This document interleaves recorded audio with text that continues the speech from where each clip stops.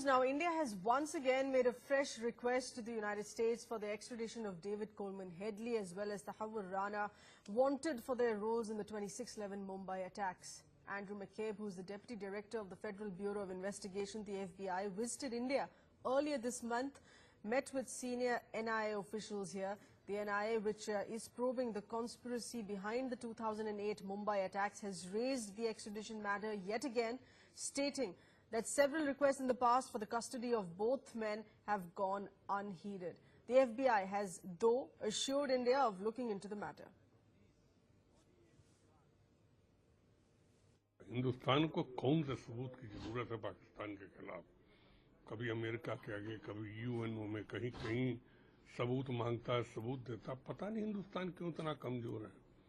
जब आतंकवादी पकड़ा गया, खुलेआम पाकिस्तान बॉर्डर से गोली चलाते पकड़ा गया, इतने सालों तक हिंदुस्तान की जेलों में क्यों रखा जाता है?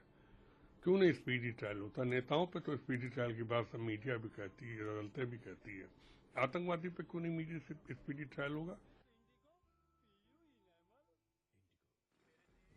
Let's get in further inputs. We have with us our assistant editor Ashish Singh with those details. Ashish, this is yet another request, yet another fresh request here for the extradition of the two men. What really is the NIA maintaining this time around?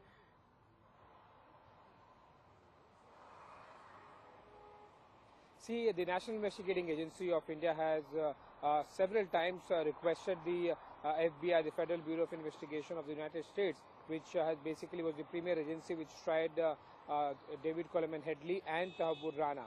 Now, Headley and Rana's request specifically was that he provided the material support to Lashkar-e-Toiba, which was behind the 26/11 attacks.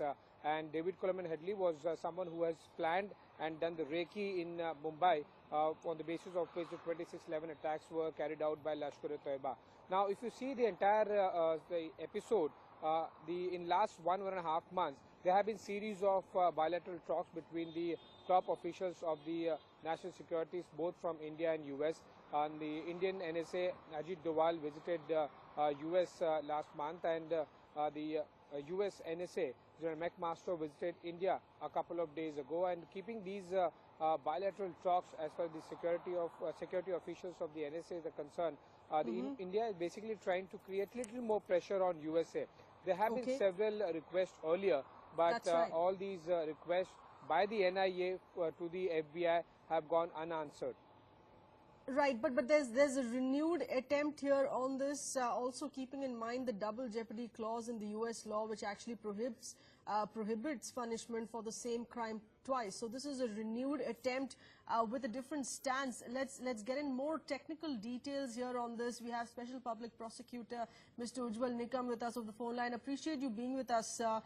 This time around, the expectations in yet another fresh demand that has been made by the NIA with a renewed attempt on different grounds to really avoid a clash with that double jeopardy clause in the US law.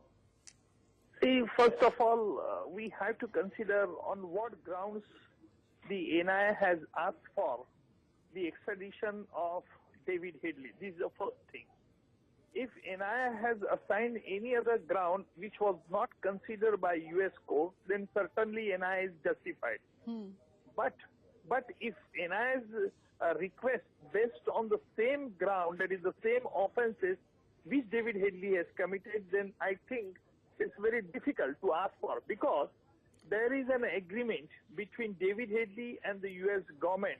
That is what we call as a plea bargain. Right. And that plea bargain is, according to the US law, if David Headley has agreed with US government that he will give certain revelation and he is ready to undergo particular quantum of sentence, then he will not be extradited to any other country. Right, but as far as the Headley and Rana goes, that there's no plea bargain there in the US with Rana, and the NIA has also renewed that attempt for him to be extradited on different grounds, on a case of forgery instead.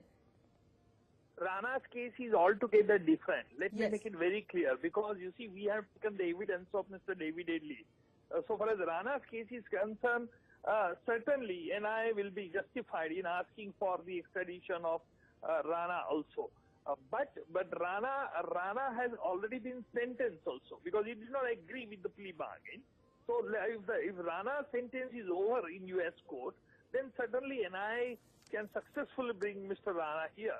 I think Mr. Rana has been sentenced for not more than 5 to 7 years. I think that I can't say now. I don't remember exactly. I think it's about 14 years. 14 years. Yes, he's so serving after completion of that sentence, then certainly the NIA can ask for extradition of Mr. Rana because there is no plea bargain between Rana and the U.S. government. So, David Headley, I have a little bit apprehension. Okay, so Mr. Nigam, this effectively means that this fresh request by the NIA would mean nothing as far as today is concerned, because there's a plea bargain that exists for Headley, and as far as Tahawur Rana there, as you pointed out, he could perhaps be extradited only after having completed his 14-year term in the U.S. prison. Yes, absolutely right. This is the legal position because I have gone through the plea bargain agreement which was executed between the U.S. government and the David Headley, because I have taken the evidence of Mr. David Headley from in Mumbai court.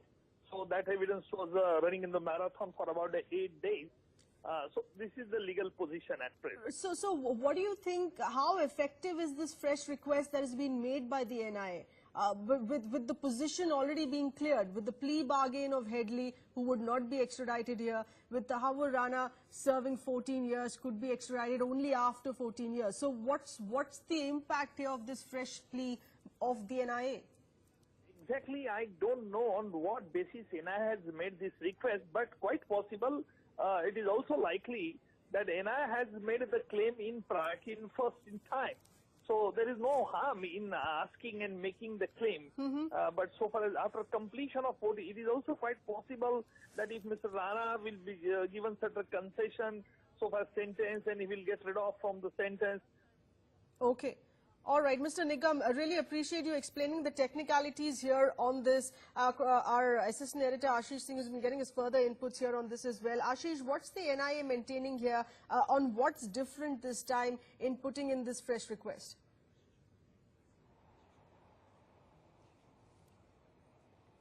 See, there is no different ground as far as request for Tahawur Rana and David Coleman Headley's this particular request by the NIA to the Deputy Director of FBI is concerned. But what is I'm getting to understand from the NIA is there is a larger goal in mind. Basically, if you get Tahawur Rana and David Coleman Headley, where the Indian government would be able to have much bigger evidence, statements against perpetrators and other terror organizations chiefs like Hafiz Saeed, that would help India at the International Forum against Pakistan. So this is the basic principle and the aim with which the NIA has again approached the FBI to ensure that at least for a few years or at least for some minimum trial, Tahawur Rana and the David Coleman Headley, both would be to the NIA. Okay. All right, we get that point there, Ashish. Many thanks for getting us those updates there and that fresh plea being put in by the NIA for the extradition of both Headley and Tahawur Rana.